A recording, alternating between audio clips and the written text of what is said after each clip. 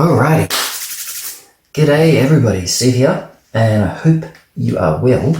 What I thought I would do today is, as you can see, so this is actually a adventure site from Bitter Reach, which is a free league Forbidden Lands adventure, and I wish I had bought this in the box set at the time. I just didn't have the money, I couldn't afford it, so I bought it, just the PDF, and as a result of that, I've had to print out the adventure, print out the adventure sites and so on, but hopefully it'll still be all right for the purposes of this video. Now, of course, I will be playing with the Tales of Argosa rules, and I'm going to do this one as a solo character, so just one character. So I'm talking about the Lone Wolf rules in the game. So you don't have a whole party, you just got your one guy, maybe. I mean, you could take a couple little henchmen or whatever along if you wanted to, or NPC or something, but for this particular adventure, I'm going to do it as a single character, Cornac, the Intoxicated, who is a barbarian, and it's like, sort of like, I like to think of the Lone Wolf guys as, yeah, you know, like they're hero among heroes, because they're supposed to be able to deal with a single character who can deal with what a whole party would normally deal with. So they're sort of like the beginnings of a Conan or Elric, or, you know, one of those types of guys. So the rules are summarized here. Don't really need to go through them too quickly. You basically start at level 3, you get extra hit points. When you make an attack, when you take an action in combat, you get an extra attack. And most importantly, when they are hit in melee, or when they're struck, you roll the fortune die, which is this one.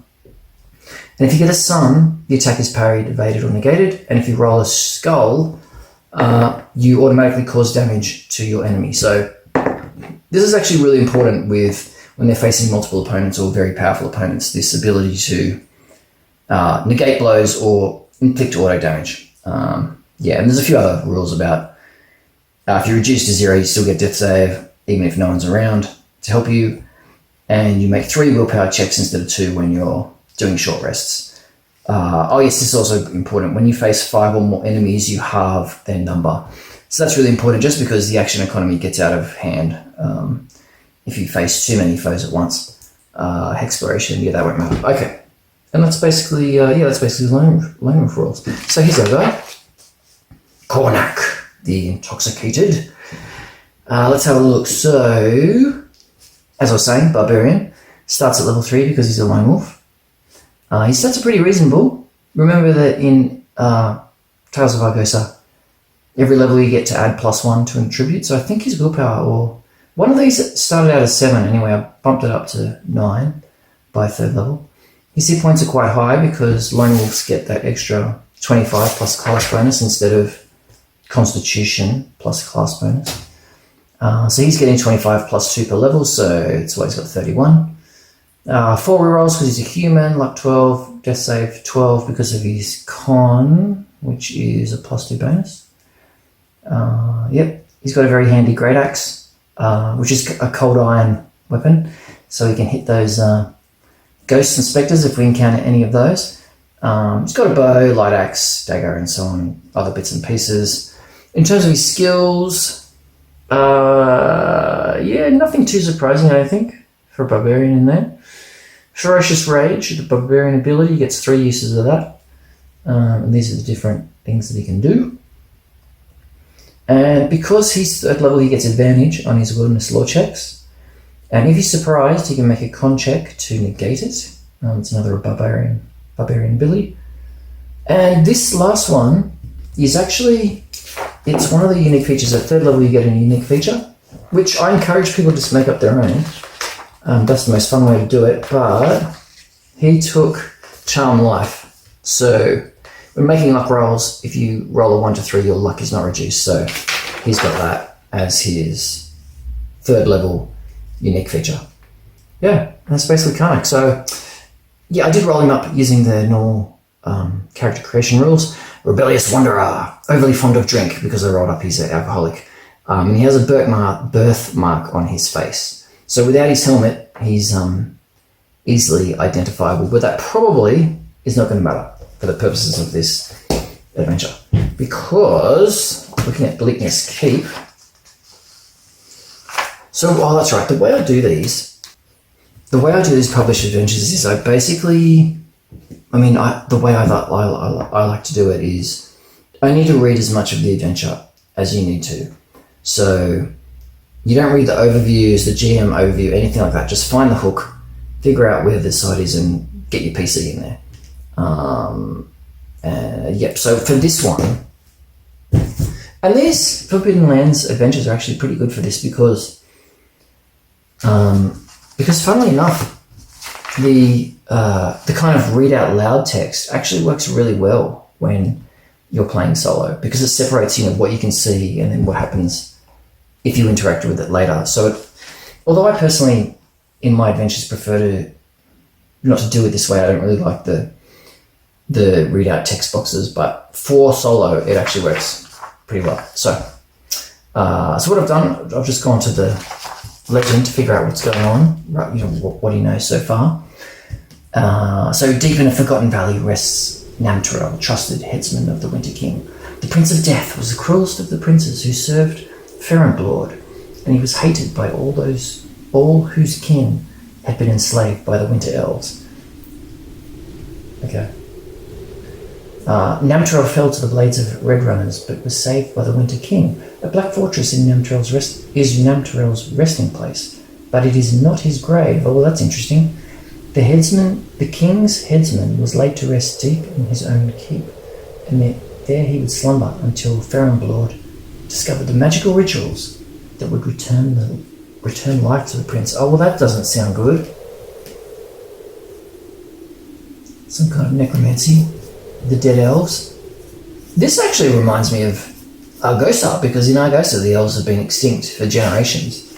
But there is one adventure where it's sort of an elven tomb, if you like. Alright, but time was not an ally to the Prince of Death. During one cataclysmic night, the kingdom of the Winter Elves fell, and the land was covered by eternal ice and snow. So is this a thing? I haven't actually read much of Bitter Lands. I know it's a snow and ice sort of setting, but yeah, okay. So too was Bleakness Keep. What a name. Where death slumbers, and the enchanted weapons, yes, that's right. The enchanted weapons of the prince wait to once again be wielded in battle. So here we go. So it's Bleakness Keep. And the rumour is that there is this fortress of the ancient Winter Elves. And as far as Cornac is concerned, he's interested in the enchanted weapons that might be inside this tomb. So that's the reason for going there. All right. Okay. So I'm not actually going to do the hex scroll because I don't know how long this video is going to go. I don't want it to go for too long. I just want to jump straight into the dungeon, if you like, straight away. So what we're going to say is that Cornac is going to be this green guy. The first location he's going to come to is number 1. So we'll just jump straight into it. Camp of the Hopeful. Oh. Let's see if I can not cover it up. The ground is rocky and covered by snow. A handful of large tents dominate the camp, smoke rising from them. Erected around them are some 30 smaller tents. When you come closer, you see that the large tents have been reinforced with furs, bones, and packed snow. Most of the smaller dwellings are inhabited, but you also see that some that seem abandoned. Two filthy and unsavory individuals glare at you as you enter the camp. So I don't know that he's entered the camp yet. He's just looking in from the outside. So he sees people moving around, obviously. All right, let's see. All right, so this is like a little camp where the adventurers can stop and get provisions, I guess. Adventurers come and go, run by a pitiless band of outlaws. Oh, alright, okay, look, still want money. Okay, they're assholes. Okay, Joe. Led by Wolf Trap, alright. Well, I have to say that Cornac probably has no real need to engage with these guys too much. You can pretty much head straight on in towards the massive wall that surrounds Bleakness Keep. So I think we will skip through here and not really. He's got all his provisions and things that he needs. So we'll just keep moving on and not get into any trouble. I suppose trouble could come and find him. All right, let's see if there's a random encounter in the camp. Oh, yes, there is. Well, that's unlucky. Now, I don't know if there are events in the back. This doesn't seem like, oh wait, yep, here we go. This looks like a good one for the camp. Wolfsman's henchmen constantly keep an eye on newcomers and demand money from them to protect the camp. Okay. Alright. So he tries, okay, so there's a bit of a standover tactic going on. Okay. Alright. Well, that's unfortunate. So there is an encounter in the camp as Cornac is passing through. Let's say 2d6 of the henchmen. So look, 6 henchmen. Accost poor old Cornac. Oi! For some kind of tithe. Demand money, yeah. Oh, some kind of tithe. So how much are they going to? Well, let's say it's 2d10 silvers. All right, they want 5. They asked for 5 silvers as a donation, I suppose, to the camp. And Cornac has 10 silver, so he could pay. It's probably, let's see. We can roll the reaction, I guess. General reaction to him. 7. So if we could use Brigand out the book.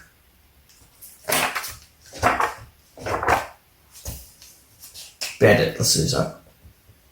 What was it? 7. And eating, okay. 7, covetous, ooh. Yep, so, yeah, they want his gold.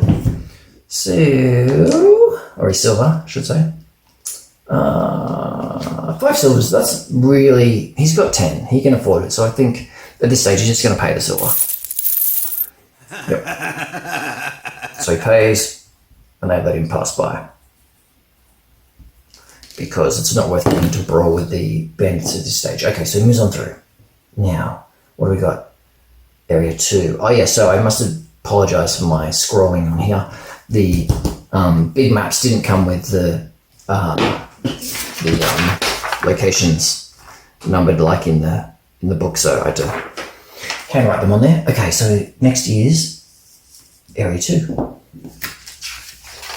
So he moves on through the camp, deals with some brigands or bandits I suppose, who want some protection money from him, so he hands that over. So this is on day 1. Okay. Not Area 2, let's see what we got. Which is the wall, I assume. Wall of the Dead, okay. An unbroken wall runs around the citadel, over 20 metres tall. 20 metres? There's no gate in the wall and no staircase that leads up to the rampart, okay? The wall is built from black stone with a polished surface that reflects light as if it was black glass. Here and there the wall is crumpled and cracked, but on the whole it is intact. Okay, so this is a problem. How are we supposed to get into this place? So I suppose Cornac will start searching along the walls, looking for some kind of entry. So let us roll a perception check. Oh, yes. So 3, perception, that is a great success. So great success on his perception to find an entry. Alright, let's see what goes on. Oh, I must make it over the wall, okay. Scaling the wall, alright. So there's no little crack or breach in the wall that he can pass through. He's got to climb it. It's polished, oh that's great. Ropes and Grappling hooks help little. Oh, okay. Dun-dun-dun. Okay, -2 penalty. Okay, yep. Alright. Well. Oh shit, some creatures come. Okay, so basically when I'm going to climb down. No, alright. Okay, so first things first. He tries to climb up the wall. So. Yeah, that's a bit of oversight. Didn't give him any rope. Alright, so he's going to have to scale it. For climbing gear, he's going to have to scale it freehand. So we'll say athletics check. -2 penalty, because it's quite smooth. See how we go. 19, Jesus, that's not good. So he's going to use a reroll. Because he's skilled in athletics, he can reroll. 16, no, still fails. Oh no, so what happens? So he tries to climb up the wall, gets up halfway or something like that. If they fail the first roll, fall d6 meters. Well, we'll just use the forward rolls from Tales of Argosa. Okay, let's see. Oh, this could be bad. How bloody tall is it? Wait, what? 20 meters tall. That's bloody high. So, okay then. Not an auspicious start. Cornac, what are you doing? Falling 70.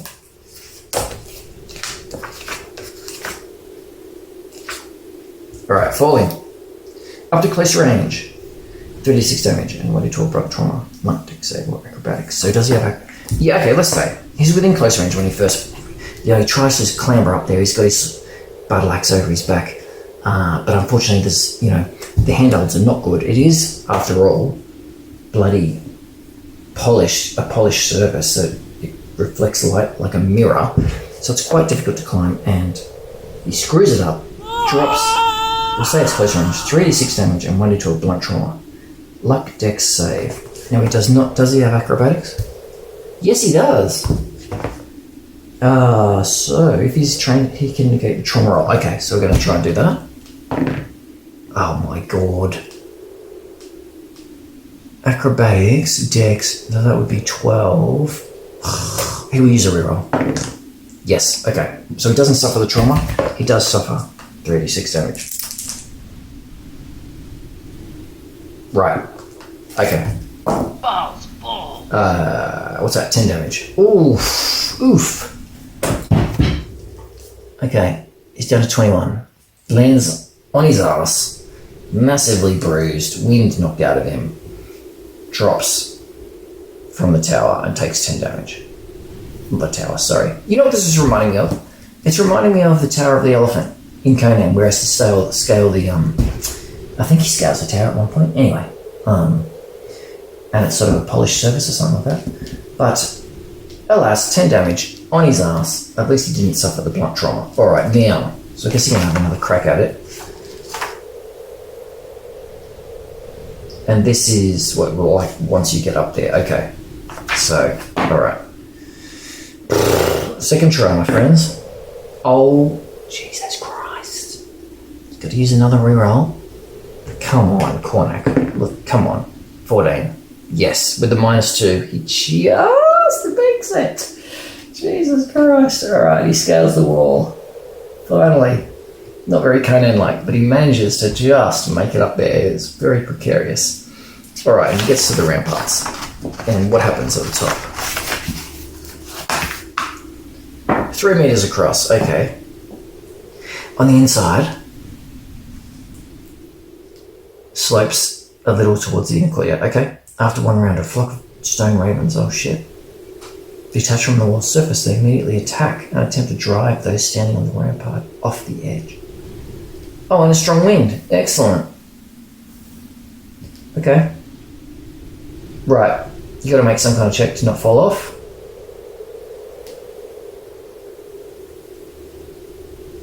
If they fall, okay. Right, so son of a bitch. So he's now on the top of the ramparts here. And 2d6. Stone ravens appear. 7. Okay, now, one of the rules with a solo character, a lone wolf, is that if you face 5 or more enemies, you halve their number. And a round down is the usual rule, so instead of 7, there's going to be 3. So you've got 3 stone ravens. Now, I have to admit, I have no clue what the Stone Raven stats are going to be, but I'm going to call them gargoyles. That sounds good to me. So let's go. There's some kind of gargoyle-like monster protecting this tomb. So this could actually be quite bad. Let's see. I don't forget what gargoyles are like. Okay, so he's on the ramparts. Let's say he's up there. Gargoyles. Oh, they've got a high AC. That's not good. All right. Gargoyle. All right. So what is it? AC 15. Hit dice 3+3. Let's roll the hit points. So wait, are they? They're definitely. Yeah, attack and attempt to drive them off. Okay, so they're definitely hostile. We don't have to roll reaction for them. So let's roll the hit points. Okay, I can put this away. Oh, jeez. So first guy has bloody 20 hit points. That sucks. Second one, 16. Third one, 10, 13. That's not so bad. Okay. All right, so poor old Cornac is on the wall. Bloody Stone Ravens fly in to attack him and try and drive him away. Let's see. Oh, you can break your weapon. Okay. Yep. Fly fast. Okay. All right then. Well, it is initiative, my friends. So Cornac is 11 for his initiative, but with his great axe, which he's using, it's -2, so he needs a 9. Oh, even on the... Neither of these is going to make it, so... Oh, no, we'll reroll because it's on the corner. Right, doesn't make it. They go first. Okay. So 3 gargoyles. Bloody bastards. How many attacks? 1. 1 bite. Okay, d12. Oh, that's so bad. That's a hit. All of them hit because his AC is only 13 now. Because he's a lone wolf, he rolls the fortune die each time he gets hit. So first guy, nothing. All it's a hit. Oh, so for the second guy, which will make it this 16, Cornac gets to make an automatic counterattack where he inflicts damage. Oh, yes. 11 plus 2. Yep. So he causes 13. So this guy gets smashed, but he also damages Cornac. Oh, that was the second guy. And the last guy, blocked. So he blocked the last attack is parried. At the last moment, he sort of ducks out the way. All right, but he does take 2 hits, and the damage is d12. Oh, jeez. Oh, that's so bad. 12 and 2. Okay, what he's going to do, he has got his rage, so he's going to use one of those. And as a barbarian, he can, once per combat, he can halve some damage that he takes. So this is going to become a 6 and a 2, so he takes 8 damage. Oh, Jesus, that's right. He's already... Okay, so 8, he's down to 13. Ooh, that's not good. At least one of them is quite hurt. Now it's Cornac's turn, so he will do his 2 attacks because he's only 3rd level, but because he's a lone wolf, he gets an extra attack. Oh, that's so bad. Miss. So they swoop in. They do some quite serious damage to him. He's down to 13, and he's not able to retaliate effectively. All right, next round. Ooh, so... I mean, they want to try and knock him off though as well. Isn't that right? So what we'll do... So those 2 hits, we'll do an opposed strength check because they're trying to knock him off. So the gargoyle's strength is... 14. Pretty decent. All right. So this is for the 2 stone ravens. 14 makes it by 1 and makes it by 5. And Cornac, oh, well, oh, wait, makes it by 3. So I think he beat the first guy. But for the second guy, oh, yes, okay, makes it by like 11. So he manages to not fall off, at least. That's something. All right, next round. Initiative. Oh, shit, they go first again. Bloody hell. All right, here we go. Oh, my gosh, well, that's a miss. These 2 are hits. Oh, we need some parries. Okay, first one. Oh, he gets to cause damage on him. So let's do that. Does 6. So this guy, oh, he's a beefy one. Okay, 14. And second guy blocks it. All right, so he only takes one lot of D12. 9. Jesus Christ. This is very serious. Okay, now Corner, come on. Corner, Jesus Christ. Come on, baby. What he will do, he's going to rage. He's going to use his rage to get +2 to attack and damage and luck rolls for 2 rounds. Yes. Oh, yes. Okay, that's awesome. So critical, he does max damage, which is, with his rage, 16 +2 for the rage, 18 damage. So he takes out this big guy. Boom. Thank you. That was lucky. And the 17, let's roll damage for that. 8 +2 plus another 2 because of his rage, so he does 12 damage. Okay, I didn't declare it. Let's roll it randomly. So 1 to 3 would have been this guy. Actually, no, he would have just tried to finish off the wounded guy. So there's only one left. All right. Now, interesting question. Do the Stone Ravens need to test for morale? Because half of their number have been defeated. So normally they would, but I think for, magical guardians of this keep, they probably do not test for morale. So but they might be intelligent. They are, I suppose they are gargoyles, so they normally are. So let us say that it is unlikely that they have to test for morale, but let's have a look. Unlikely, so we reroll because we think it's unlikely. No, yep, so they don't have to test for morale. We can ignore that for now. Okay, so the other one, the final one, is going to fight on. Oh shit, we're in deep trouble. 4 hit points, okay. Oh, no, you know what we can do? Of course. He's going to try for a major exploit, so... 13, well, you've got to be lucky. So as he blasts through those 2 Stone Ravens with his massive battle axe, he swirls around and tries to catch the last one in his backswing. 10, so yes, he makes his luck roll. So he does pull off the major exploit to hit the third Stone Raven with his backswing. Damage, come on baby. No, +4, 10, gets it down to 3, not enough. Okay, all right. So that is the end of the second round. So third round, come on. What do we need? A 9 or less. Oh, what we could do, it's pretty damaged. It's down to 3. We could swap out to our dagger, which will give us a +2 on our initiative. So we're going to do that. Yep. So he drops his great axe. He knows that time is of the essence here. All right, so we've got to boost this up to 13. Oh, 12. Yes, my friends. So he makes it. He goes first. All right, let's go. He's got his dagger out. Actually, it's got to be the dagger. Okay. 2 attacks. Yes, that is a hit. Both hits. I think, if he's using it as melee, they're both hits, so awesome. D4 plus, is it? Yeah, this is the second round of the rage, so +4 to do, enough. More than 3. Boom. Okay, that was lucky. Jesus Christ. All right, and his axe is just on the ramparts there. He picks it up, retrieves his axe. That was close. All right, so that's the first guardians on the wall, I guess. All right. Now, loot, I assume, is 0 because they're just gargoyles. If you want to climb down. All right, okay, I should have read this, I suppose. Stone Ravens.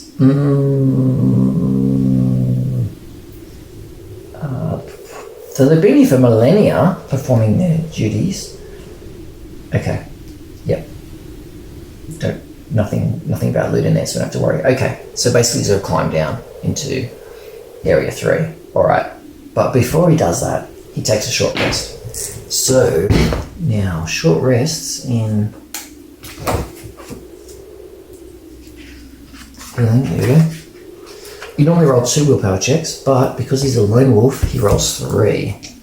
And we'll see what he gets back from that. Okay, so his willpower is 9, so that's a great success. This is a fail, and well, that was kind of cocked. Let's roll again. Fail. Oh, so he only gets 1. Okay, he gets 1 great success. So what you can do with each success is get half of your lost hit points back, get back a class ability, get back a reroll, or if you get a great success, like he did, you could recover 1 attribute point, but not luck. Alright, so for this particular short rest, so he binds his wounds and prepares for the descent. We're going to obviously get back half his lost hit points. So he's lost 27, so that's going to be 13 because he rolled down, so he gets back. He's back up to 17, which is quite, that's not too bad. Okay. 17 is pretty reasonable. Back to 17, alright. And then he makes his descent down into Area 3. So what is that? The courtyard. Okay guys, we're at the half-hour mark, so I'm going to have to split this adventure up into a couple of videos. So part 2 will be coming soon. Thanks for watching. Hope you enjoyed, and I'd love to hear what you think below. Alright, bye for now.